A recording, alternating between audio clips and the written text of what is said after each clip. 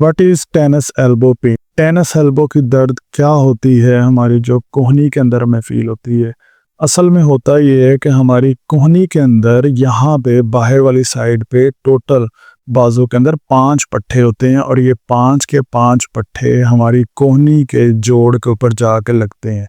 कभी कभार ये होता है कि अगर हम कोई गलत तरीके से वज़न उठा लें या ज़्यादा वज़न उठा लें और झटके के साथ उठा लें, तो होता ये है कि क्योंकि 5 पूरे के पूरे पट्टे जो हमारी कोहनी के ऊपर आके लगे होते हैं, तो एक बहुत बुरा प्रेशर यहाँ पे कोहनी के सिरे के ऊपर पड़ता है, जिसकी वजह से यहाँ पे इंजरी हो जाती है या फिर टेंडनाइटिस हो जाता है। ये पट्टे के जो सिरे होते हैं, इनको टेंडन कहते हैं।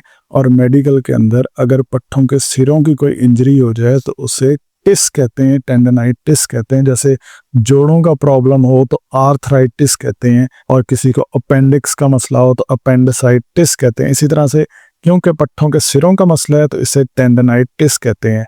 इसका दूसरा नाम मेडिकल के अंदर जो लिया जाता है वो होता है टेनिस एल्बो। तो अगर आपको आपकी कोहनी की बाहर वाली साइड के ऊपर दर्द होती है तो ये टेनिस एल्बो भी हो सकती है।